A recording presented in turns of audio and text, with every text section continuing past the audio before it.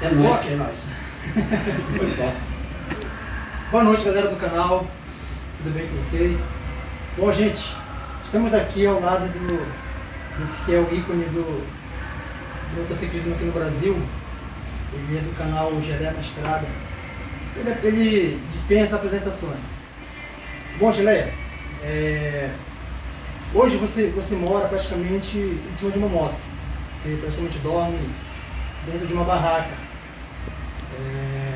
Eu te pergunto, como é que é viver na estrada e quando que começou? Tu decidiu, a partir de hoje vou morar na estrada, vou viver a vida na estrada.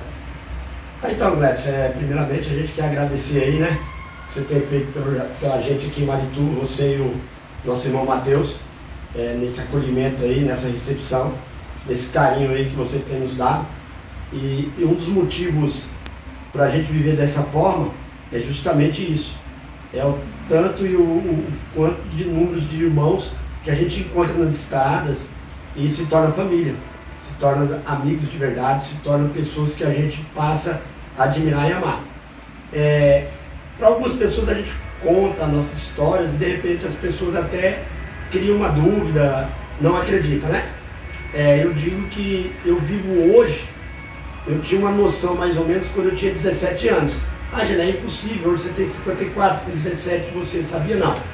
Meu projeto de vida era, quando eu me aposentar, morar um mês em cada estado, morar um período em cada local, para desbravar, para conhecer aqueles locais, não em cima de uma moto.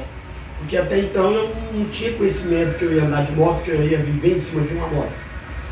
E ao longo da minha vida eu tracei esse caminho para que isso acontecesse. No entanto, eu tive, como eu falo, eu tive 7 casamentos, eu não tenho nenhum filho, nunca comprei uma casa no meu nome, eu nunca tive uma casa para falar assim, essa está no seu nome. Não, porque eu sabia que na hora que eu fosse explodir para o mundo, essas coisas me atrapalhariam. Não é egoísmo, às vezes a pessoa fala, pô, você não teve filho, isso é egoísmo, você não teve isso. Não, é uma opção de vida, a gente escolheu viver dessa forma. E em 2010 eu conheci a Natália, e a partir daí a gente formou uma dupla quase imbatível nesse sentido, né? A gente virou uma pessoa só. Não existe Geleia, não existe Natália, existe Geleia e Natália. Então muita gente fala, você é Geleia e Natália? Não, eu sou Geleia, ela é Natália. Então as pessoas, criou-se esse ícone Geleia e Natália, né?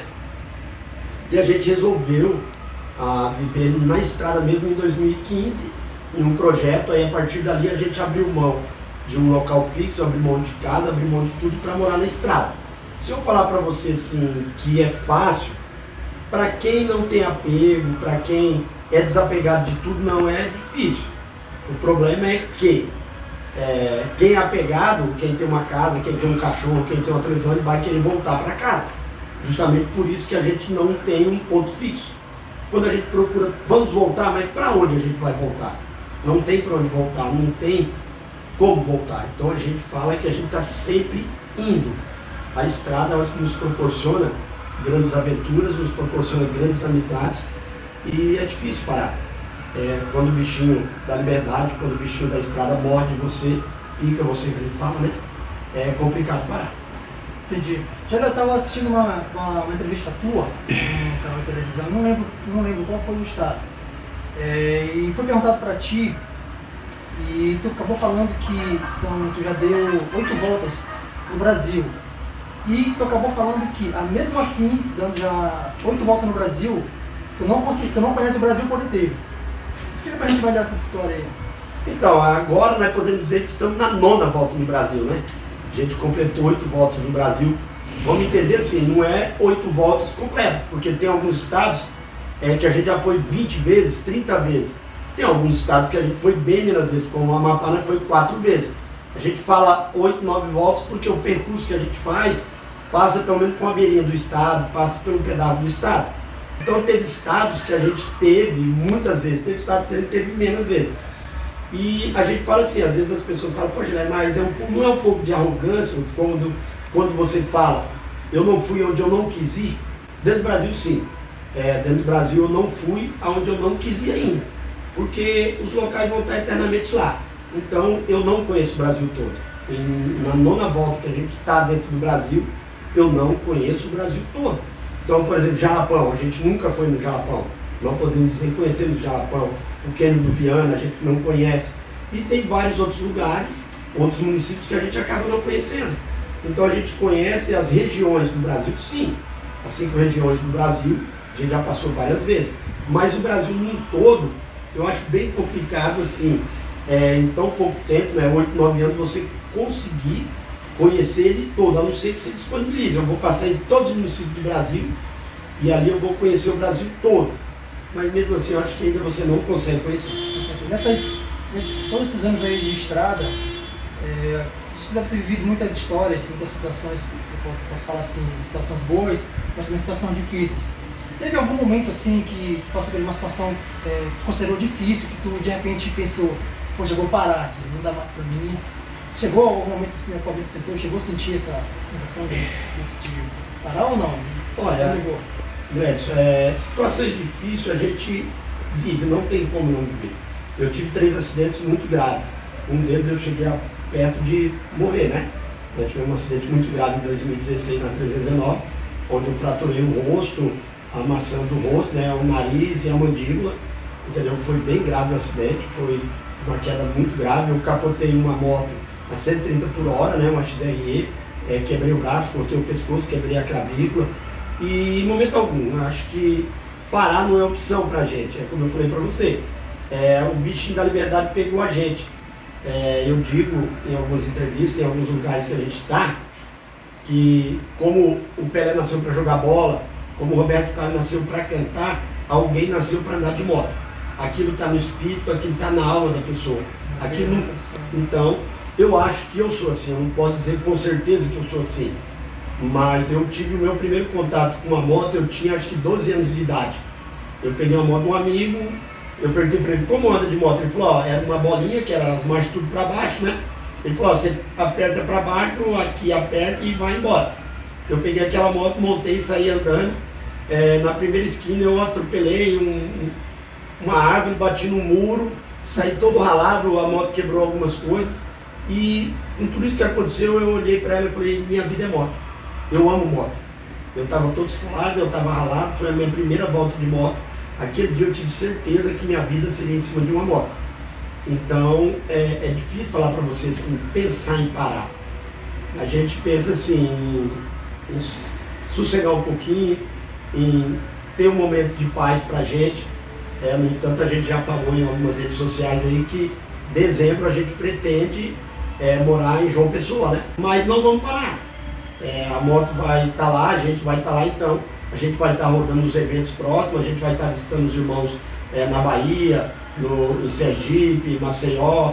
Então, parar é uma coisa que talvez essa palavra não existe no nosso vocabulário ainda. Perfeito. Geleia, todos esses anos aí acumulados de estrada, são vindas e vindas, né? Foi adquirindo muitas experiências. Eu te pergunto, nessa tua vida aí de estradeiro, cara, muitos ensinamentos eu creio que sim, mas também muitos aprendizados também. Eu te pergunto, nessa conta aí, mais aprendeu ou mais ensinou, mais aprendeu? Olha, é uma pergunta bem legal, né? Geralmente as pessoas fazem essa pergunta, Gélia, você tem muito que ensinar. Às vezes a gente chega em uma reunião, a gente chega no motoclube, a gente chega em algum local, ali tem 20, 30 motociclistas, tem 20, 30 histórias diferentes. E a gente tem apenas uma. Porque se a gente mudar a nossa história, a gente está mentindo. Então a gente conta a mesma história, que a gente vive essa história. Então eu passo apenas uma história para 10, 20, 30 pessoas. Mas eu saio de lá com 15, 20 histórias diferentes. Então ali você vê que o aprendizado é bem maior do que o ensinamento. E a gente tem um pouco da mente aberta para estar aprendendo todo dia. A gente nunca sabe nada. Aquela pessoa que fala, eu sei tudo, não. Nunca sabe nada. A gente todo dia se surpreende com alguma coisa. Todo dia a gente conhece coisas diferentes. Em cada ação, em cada coisa que acontece em nossas vidas, a gente toma um aprendizado, toma uma lição diferente. E a gente todo dia está aprendendo, todo dia está se maravilhando com o ser humano. Todo dia está se apegando um pouco mais a Deus. Eu digo ainda mais que eu rodei de moto 8 anos, talvez sem sair de cima de uma moto. E uma das minhas maiores lições não foi em cima de uma moto, foi caminhando a pé. Quando a gente resolveu fazer o projeto a pé, eu, Bolanski e a Natália. Durante 44 dias, como vocês sabem aí no YouTube, né? A gente andou 1.100 quilômetros. Foi um dos maiores ensinamentos da minha vida. Por estar 8 anos na moto, eu me surpreendi muito o quanto eu aprendi, o quanto eu me aproximei de Deus, o quanto Deus se aproximou da gente nessa viagem, porque o a pé foi fascinante demais. Muita gente foi sofrido, bicho, foi sofrido. Você pensou em desistir no a pé? Todos os dias eu pensava em parar, todos os dias. Quando eu acordava, o que eu estou fazendo aqui, por que eu estou fazendo isso? E quando a gente começava a caminhar, cada surpresa uma maior do que a outra, cada alegria uma maior do que a outra, cada conhecimento maior do que a outra. Eu achava resposta nas minhas perguntas que eu tinha feito de manhã. E a partir dali eu vi o quanto ser humano, a gente volta a falar, é maravilhoso. Conhecemos andantes, caminhantes, ricos financeiramente, mas que por algum motivo resolveram abandonar tudo. Conhecemos andantes formados em faculdades, doutores, advogados, e de uma hora para outra resolveu caminhar. Simplesmente assim, eu quero caminhar, eu quero, entendeu? Conhecemos pais e filhos em objetivo, saindo de São Paulo e voltando para João Pessoa a pé. Conversamos muito, aprendemos muito. Então a gente está sempre aprendendo. Perfeito. Gelé, para a gente concluir, novos projetos aqui no Brasil ou tem projetos para fora do Brasil? Então, a gente está sempre criando projetos, né? Agora para agosto tem um projeto aí que está caminhando para a gente ir para a Venezuela. Se tudo correr bem com o nosso irmão Coraça do Uruguai, a gente vai à Venezuela, né, em agosto. A gente já falou também, em outubro tem um projeto aí inusitado, né? A gente vai fazer um pedaço da Bahia Sergipe no lombo de uma mula, né? Então vamos andar num quadrúpede, né? Numa mula. E a gente nunca fez isso. Eu, o Bolanski está junto novamente nesse projeto, né? E novembro, dezembro estaremos de volta na Argentina, concluindo a Argentina. Em novembro do ano passado a gente fez 20 das 24 províncias, a gente rodou por 20. Então ficou 4 províncias para a gente completar a Argentina. E a Ruta 40 ficou acho que 300, 400 quilômetros para a gente completar a Ruta 40 também, que era o nosso objetivo, era completar a Ruta 40 toda. E a gente vai seguir esse projeto e fazer a carretera austral no Chile. Isso em novembro e dezembro. Perfeito, tá. Então, gente, essa foi a nossa pequena entrevista aqui com o nosso grande amigo Gelé. A gente agradece de coração, meu irmão. Valeu, meu irmão, obrigado. Mais uma vez, seja bem-vindo aqui na minha casa, minha humilde residência. Não só você, mas como também a esposa Natália, nosso amigo Bolanski, que está aqui do lado. Então, sinta-se à vontade, viu? Valeu, obrigado aí, galera. Abraço.